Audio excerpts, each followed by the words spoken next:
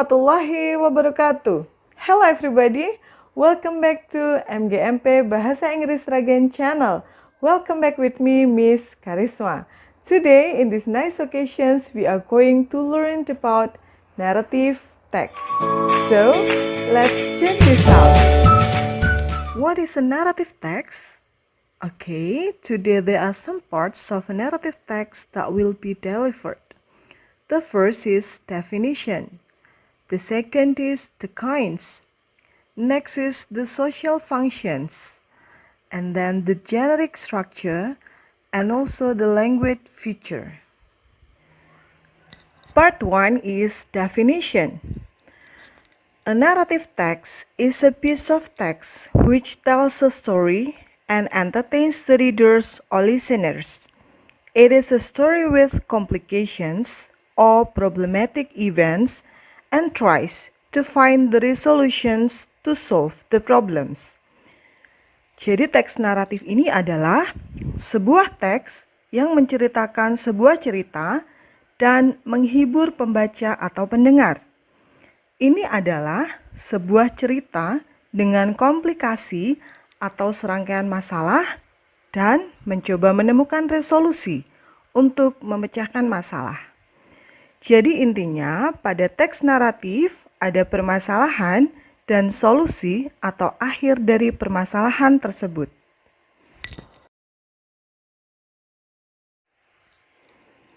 The next part or the second part is about the kinds. Kinds adalah jenis-jenisnya, macam-macamnya. There are some examples of narrative text. The examples are, the first is fairy tale and folktale. Dongeng dan juga cerita rakyat. Contoh yang sering kita tahu misalnya ada Snow White, ada Cinderella, ada Sleeping Beauty, Alibaba, The Golden Cucumber, Lutung Kasarong, The Golden Snail, and the other stories. And then next number 2 is fable atau cerita tentang hewan. For example, there is a proud tiger, the greedy monkey, the cat and the rat, Dian and the grasshopper, etc. Next, the third is legend atau legenda. The examples are Tobalek legend, Candi Prambanan legend, Sangkuriang, Bali Strait legend, etc. And then the next is myth or mythos. For examples are Dewi Sri, Aji Saka, Dewata Cengkar, and the other stories. The third part is social function. There are some purposes of a narrative text. The first one is to amuse or to entertain the readers or listeners. Jadi tujuan yang pertama adalah untuk menghibur pembaca atau pendengar. The second one is to teach us to have good characters. Untuk mengajari kita memiliki karakter yang baik.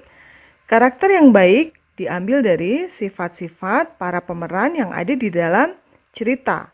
Misalnya, to be strong, to be patient, to be honest, kind, wise, etc.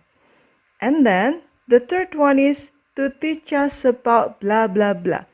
Untuk mengajari kita tentang sesuatu. Sesuatu itu kita ambil dari moral lesson or moral value, dari pesan moralnya. Something we learn from the story. And then the fourth is to introduce a local story, untuk memperkenalkan cerita-cerita lokal ataupun cerita daerah. Next, to preserve cultural heritage, untuk melestarikan warisan budaya. Next, part 4 is the generic structure, struktur secara umumnya. The generic structures of a narrative text are, the first is orientation, and then the next is complications, the third is resolution. And then we have also the optional structure, which is coda or reorientation. Jadi ada 3 bagian utama yang harus ada pada narrative text, yaitu orientation, complications, dan resolution. Sementara itu untuk coda merupakan optional. Boleh ada, boleh tidak. Let's discuss it one by one. Mari kita bahas satu persatu. Yang pertama kita ada orientation. Orientations merupakan permulaan atau the beginning. Exposition atau eksposisinya. Di sini ada sets and scene. And then introduce the characters. Pada bagian orientasi, ini menentukan adegan. So, we know who and what is involved in the story, or where and when the story happened. Jadi, pada bagian ini, kita bisa tahu siapa dan apa yang terlibat dalam cerita atau di mana dan kapan cerita itu terjadi. Next is complications. This is the middle part. Jadi kalau tadi orientation is the beginning part, awal mulanya, kalau complication di sini adalah bagian tengah dari cerita itu atau rising action. Ada kenaikan aksi. Nah, di sini we have new problem that cause suspense and add to the conflict of the story. Jadi di sini kita mempunyai masalah baru yang menimbulkan ketegangan dan menambah konflik cerita. It also leads to the climax. Dia juga mengarah kepada klimaks atau puncaknya. And then the third is resolution. This is the end of the story. Jadi di resolution ini merupakan ending, akhir dari cerita tersebut. The conflict are solved. Jadi the conflicts are solved. Konflik-konflik yang ada terpecahkan. It can be happy or sad tragic one. Ini bisa merupakan akhir yang bahagia ataupun yang sedih, tragis. Okay? These are the three main parts of the generic structure of a narrative text. And then we come to the optional part. Kita sekarang ada di bagian opsi yang boleh ada, boleh tidak, yakni coda or reorientation. Nah, di coda ini, di reorientation sini berisi tentang moral value or moral lesson and also advice. Berisi pembelajaran moral atau pesan moral dan juga nasihat. Di mana paparan ini biasanya nanti bisa berbentuk kalimat ataupun juga bisa berbentuk proverb atau pepatah peribahasa. Part 5 is language feature, unsur kebahasaan. The language features of a narrative text are, jadi unsur kebahasaan yang dapat kita temui pada teks naratif diantaranya adalah the first is past tense. Yang pertama adalah kata kerja bentuk lampau, except in the direct speech, kecuali pada kalimat langsung. Jadi kalimat-kalimat pada teks naratif dapat kita temui pada bentuk lampau di past tense, kecuali pada direct speech. For example, Galuh Chandra Kirana was a beautiful and kind princess. Di sini kita menggunakan to be was, to be lampau. And then, the sea took her to the village of Dadapan. Di sini kita menggunakan kata kerja bentuk kedua, took. Dari kata kerja bentuk pertama, take.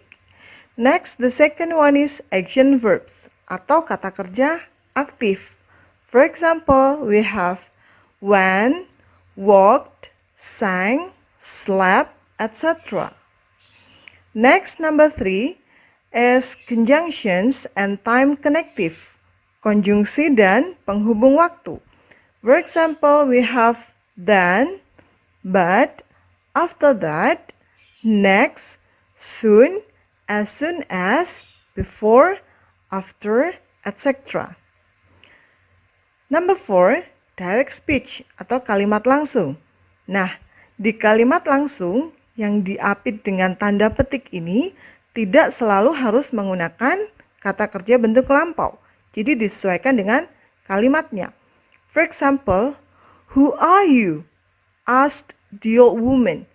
Jadi di sini menggunakan to be are yang merupakan to be present, bukan to be lampau. Okay, next, number 5 is the use of indirect speech. Penggunaan kalimat tidak langsung. For example, the beautiful princess told the old woman her story. Next, number 6 is adjective atau kata sifat. For example, we have clever, tired, hot, big, etc. Nah, number 7, it's about the adverbs and adverb phrases of place, time, and manner. For example, a long time ago, once upon a time, at night, early in the morning, hurriedly, etc. Nah, beberapa unsur kebahasaan ini sudah kita bahas di bab sebelumnya, prosedur teks. Okay. Now we have an example of a narrative text, the rabbit and the donkey. Let's classify them. Jadi di sini kita ada sebuah contoh teks naratif, the rabbit and the donkey. Mari kita klasifikasikan bagian-bagiannya. In paragraph 1, it is the beginning. Pada paragraf 1 adalah merupakan permulaan, or we call it orientation. Gitu ya.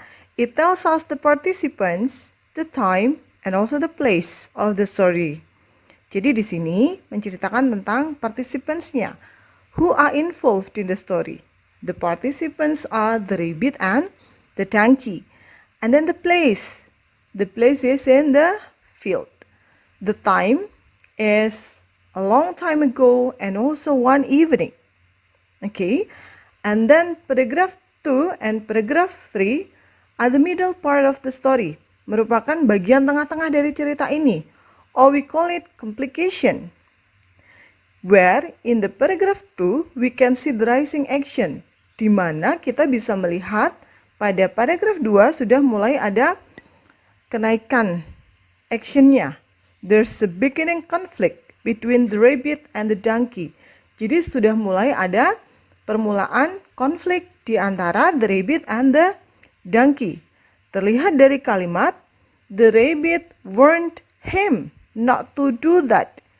Jadi si kelinci mengingatkan dia untuk tidak melakukan itu, dan seterusnya. Itu awal mula dari konflik. Then it reaches the climax in the third paragraph. Jadi lalu kemudian ini mencapai klimaks pada paragraf ketiga. The donkey keeps singing and singing. Jadi ketika donkey-nya itu menyanyi terus menerus, lalu klimaksnya ada di mana? Until the farmer came up. Dimulai dari the farmer came up to him and hit the donkey's head.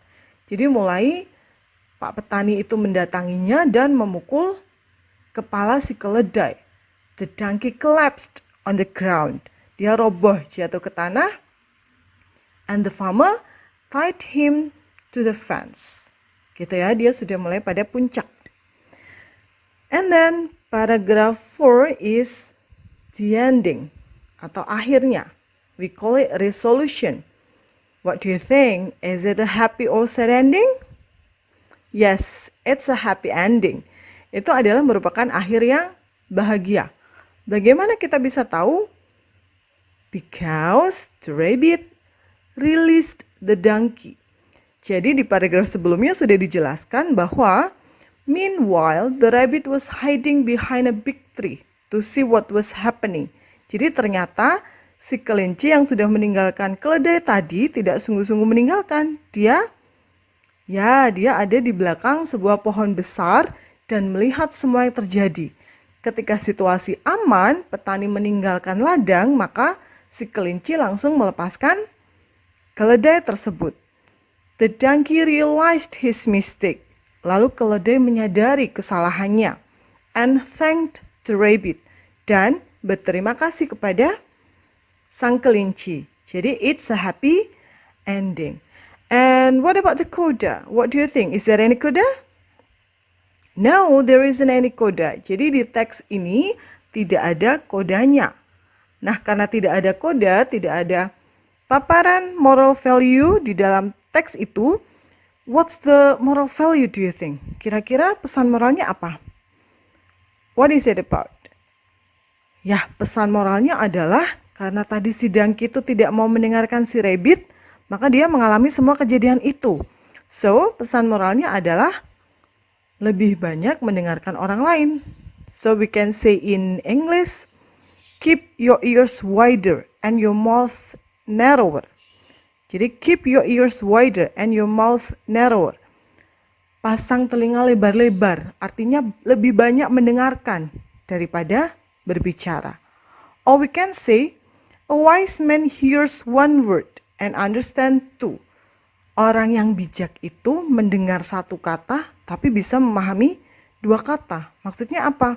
Meskipun hanya mendengar sedikit, dia bisa memahami itu lebih dari apa yang diucapkan. Itu dari segi si donkey.